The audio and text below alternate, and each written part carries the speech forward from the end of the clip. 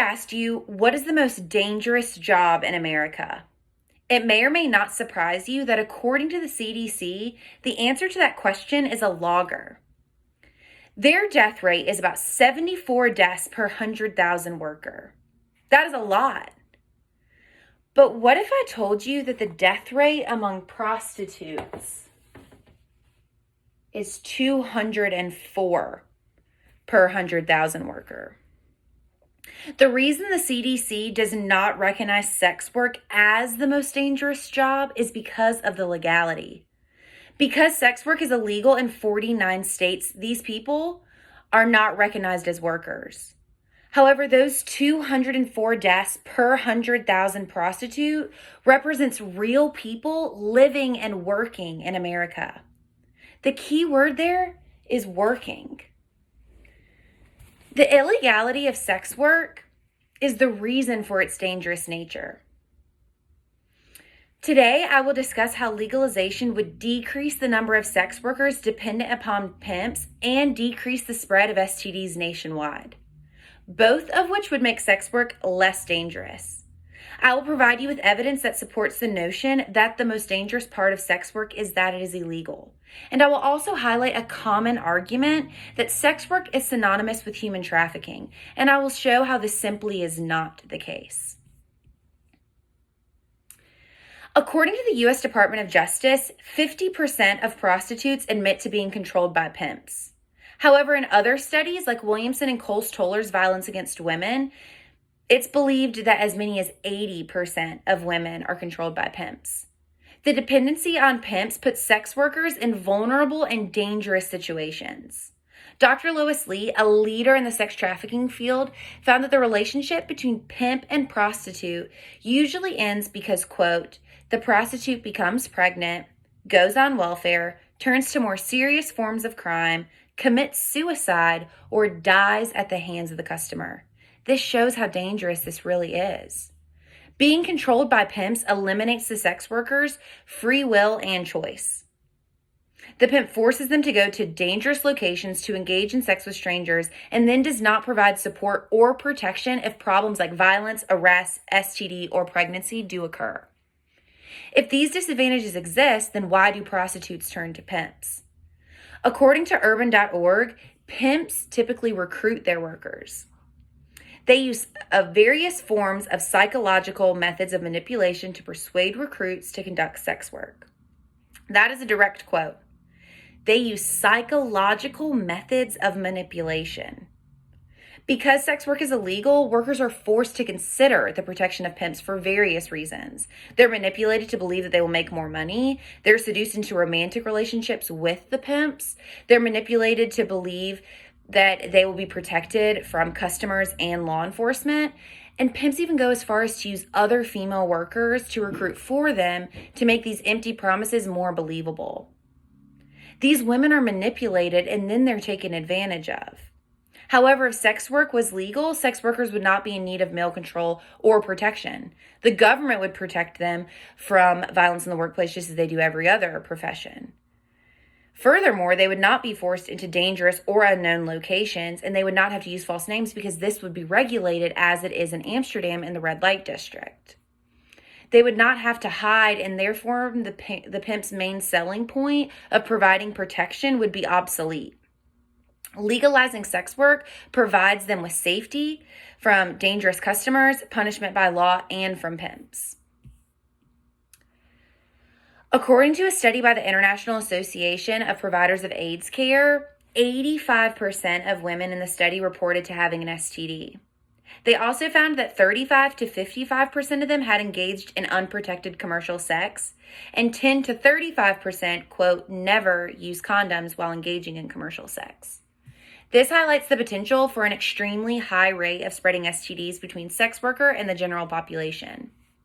Nevada is currently the only state with partially legal prostitution. And in order to legally work as a sex worker, they have to have monthly medical examinations and STD tests. And they're not permitted to work without a clean STD screening. In an article by Mark Robinson, he stated that the STD rate among porn actors is significantly higher than among legal prostitutes in Nevada. I'll say that again. The STD rate among porn actors is significantly higher than among legal prostitutes in Nevada. In fact, since 1988, the state has not had a single case of HIV infection as a result of commercial sex in legal brothels. The same required medical examinations and STD screenings can be said for over 38 countries in Europe, as shown in studies by the European Center for Disease Control. It's also noteworthy that not a single one of the 38 European countries rank in the top countries for the highest STD rates. In these countries, sex workers are not just given STD screenings. They're also given condoms, birth control, and other forms of contraceptives. The CDC has found that 1 in 5 people in the United States have contracted an STD. This makes this a prevalent nationwide problem. Legalizing sex work and providing healthcare for its workers would drastically decrease the spread of STDs in America. One of the main arguments in opposition of legalizing sex work is the idea that it will increase human trafficking. However, according to a study by Deidre McPhillips, the countries with the highest human trafficking rates are Russia, China, Iran, Belarus, and the Philippines, none of which have legalized sex work. In fact, some of these countries have very strict punishments for prostitution, like Iran. According to a study titled The Legal Regime of Prostitution on the Muslim Countries, prostitutes in Iran are punished by whipping and imprisonment up to the sentence of death by lapidation. Webster's definition of lapidation is an act of pelting with stones. This clearly shows that keeping prostitution illegal and severely punished holds no significance when it comes to human trafficking. The countries with the highest rates of human trafficking have the most severe punishment for sex work. Beyond that, sex work is the consensual exchange of sex between adults. And although human trafficking is a very serious issue, it is not synonymous with prostitution and should not be treated as such. Today, I've presented you with an overwhelming amount of facts that indicate keeping sex work as illegal directly hurts the nearly 1 million sex workers in the United States today. Legalizing sex work allows women to be treated as working citizens, protected under the law, and given access to health care. If you do not agree with prostitution, the solution is simple: do not partake. What 2 consenting adults decide to do with their bodies should not be regulated by the American government. Beyond that, the people who choose to partake in these activities should be fully protected against violence and imprisonment. I urge you today to consider the 204,000 women who die as a result of illegal sex work every year. And I urge you to consider these workers to be treated as just that, a legitimate worker. Sex work is real work and should be treated as such. Thank you. For my questions, I decided to discuss why hasn't a solution been enacted already. For this, I think that it is just a matter of the climate in America. We are not even to the point of discussing an issue like this yet, and sex work is still very much stigmatized. Workers are definitely looked at as less than. Typically, they're trashy, they are addicted to drugs, they are runaways, they've been abducted, they're forced into it, they're forced to do.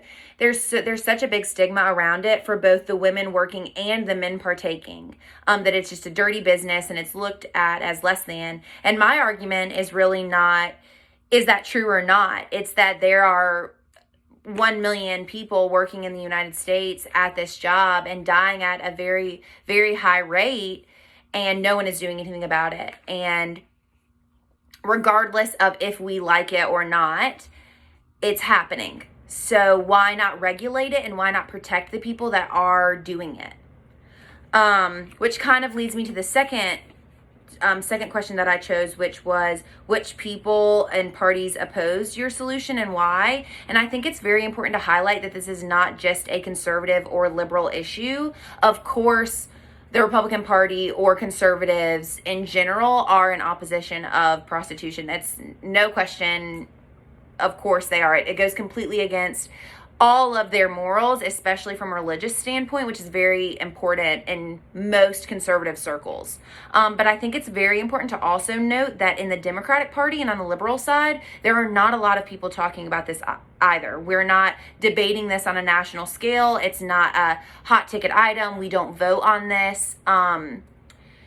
Kamala Harris in the vice president debate did bring up sex work, and that was one of the first times on a national stage that this has been talked about. Even someone as radical as Bernie Sanders does not typically speak on issues like this. So I think that that's very important to highlight, that either party is not doing anything, but definitely a more conservative party would be in direct opposition for moral issues. Thanks.